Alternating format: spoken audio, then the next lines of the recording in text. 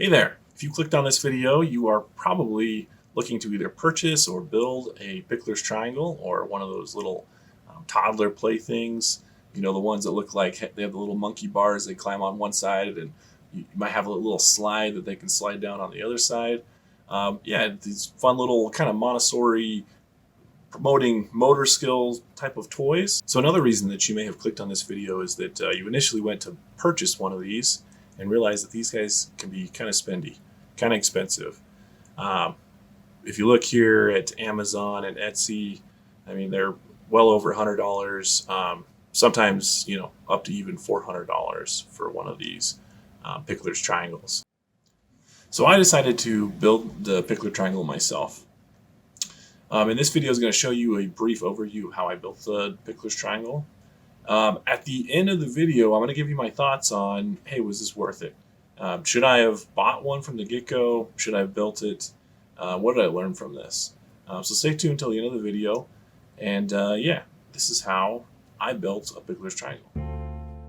Majority of the materials are 3 8-foot poplar boards and 18 4-foot poplar dowels. I started with measuring and cutting the boards to 4 foot.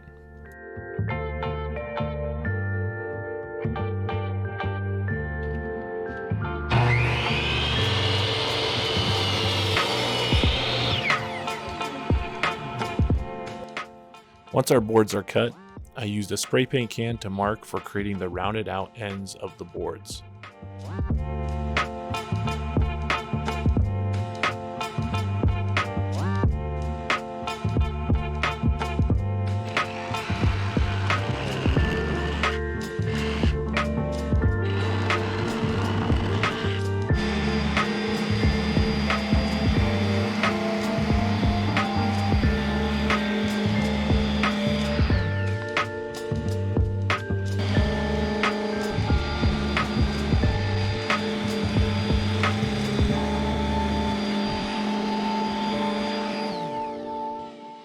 Here I'm drilling out the center of the ends for the connections between the pieces, starting with the pilot hole and finishing with a 3/8 inch bit hole for the threaded knobs.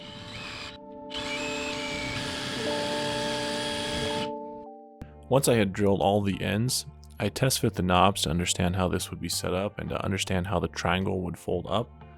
At the end of the video, I will show you how this whole toy folds up. So stay tuned if you would like to see how this triangle folds up and can easily be stored in a closet. Next up, we're marking out the locations of the dowels and the sideboards. My lovely wife Jamie is here helping me measure and mark those locations out. With the dimensions of my triangle, the dowels are spaced exactly 5 inches apart.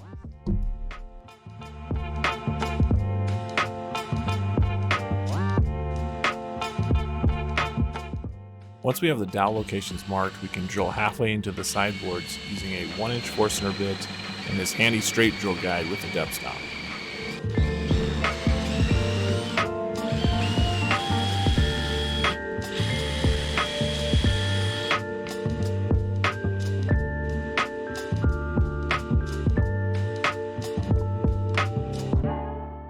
Let's cut our dowels down to size. Half of them will be cut at 33.5 inches and the other half will be cut at 31.75 inches. This is to account for how the two sides are connected to each other. The cutoffs from this will be used for the climbing rungs on the back side of the slide.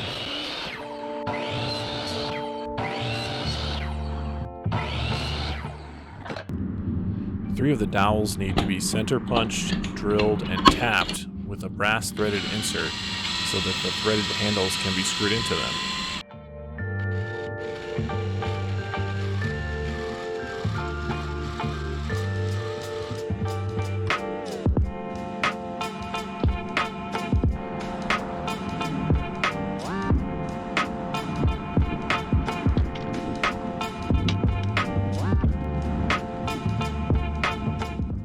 Hit all of the edges of the boards with an 1/8 inch round over bit so that the edges would be soft and wouldn't cut anyone grabbing the edges of the triangle.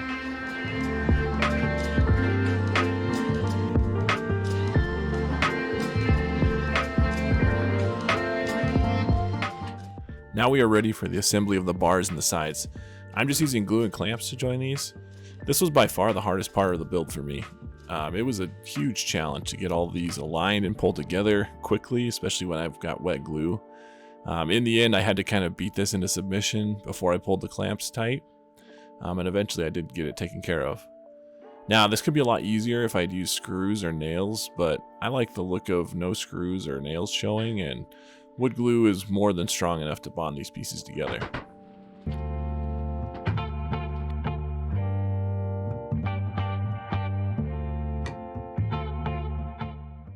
To the side attachment now, I use the dowel piece cutoffs to make a hook that could easily be attached to each rung of the ladder of the toy.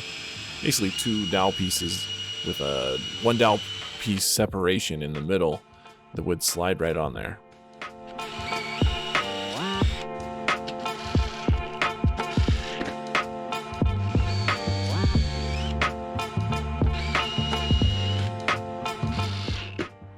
Then I put dowel cutoffs every 6 inches on the back side of the slide. That way the slide could be flipped over and could be used as some climbing rungs.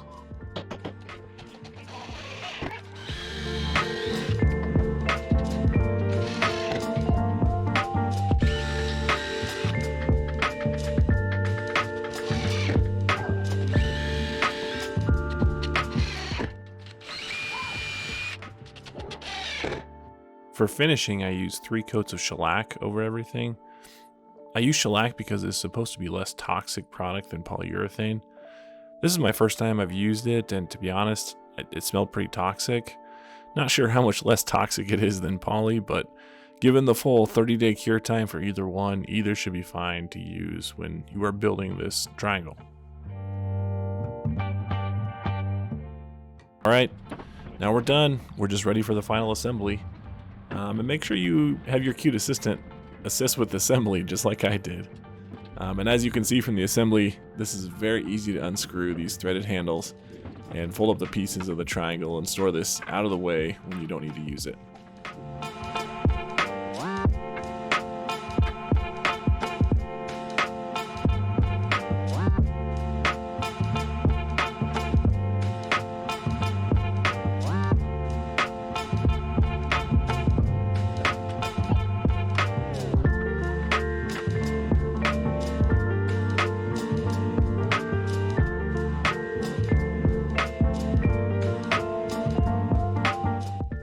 Last and final test is to see if your toddler actually likes it.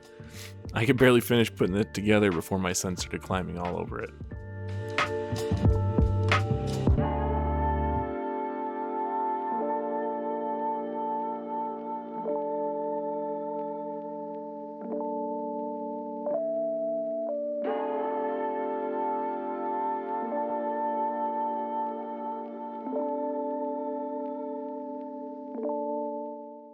All right, coming back to that original question, should you build this? Should you buy this? For me, the answer is obvious. I would build this every single time. There is some thought process into just purchasing it yourself. I did spend about $100 in materials. So there's some of those deals that you see on Amazon or on Etsy from time to time that bring the cost almost down to that $100. I mean, in those situations, it might make sense to purchase this, but for me, I really enjoyed the process of building this. I really just had a lot of fun with this project in general, and time was not a huge issue for me. If time is a huge issue for you, maybe there's a cut point in there, but for me, honestly, the answer is this is a very simple project. I would go ahead and build this every single time. If you like today's video, I have a bunch of other videos up on the channel. It's kind of a new channel, but I've got some videos out there. Answering different other questions, some other small DIY projects. One of those is I built a soundproof wall in my garage in order to make sure that I didn't wake up a sleeping baby. Did it work? I don't know. Check out the video here, linked here, and you can kind of tell whether or not that actually was a good idea or not. Anyways, thank you again for watching. Please please subscribe. I'm a brand new channel. Any traction that I get is a huge thing, so I hope that you enjoyed the video today. Leave a comment.